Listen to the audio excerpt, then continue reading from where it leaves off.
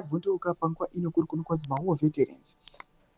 Panguva ino yevoya vachijamuka zvakanyanyisa vachiramba the amendment bill number 3 iri kuonekwa kunzi iri kualawo mutungamiri wenyika kuti achimhanye kusvika muna 2030 ichichinja zvekare aiwa the way we conducted our elections. Sarapinda mashoko budanyo panapa ndemira masvingo aiwa ndodi subscribe or like on the bell icon. Vanomuda vinyora vachiti signing constitutional amendment bill number 3 into law will be Mnangagwa's last straw in his stronghold on power.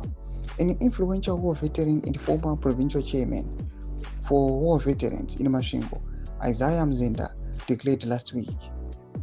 He accused Mnangagwa of reversing everything that the liberation war stood for and warned that war veterans are not going to fold their hands at this development but will take decisive action at the right time.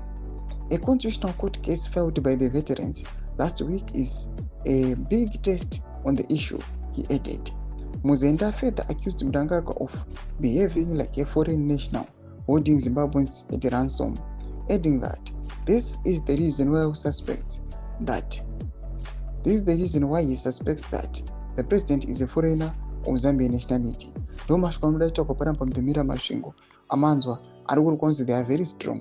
Apambori kuti timboedhera mashoko edu asamazvinzvira kuti ndomamiriro azvakaita. Muri Zimbabwe ndoma developments aripo ndozviri kuitika mumastakes of power. War veterans they've refused, they've denied. Vakati no, we are going to put a stop, and they said and they promised we are not going to fold our hands. Tichiona zvinhu zvakada zvichiitika. Tudze mafunguro enyu noti kudii pamusoro pezviitiko zvinyatsonekwa kunzi Zimbabwe is at crossroads. Dzine masodamdzo Mnangagwa is facing resistance. Pina comment section medu za mafunguro enyu, so subscribe or like, punch on the bell icon.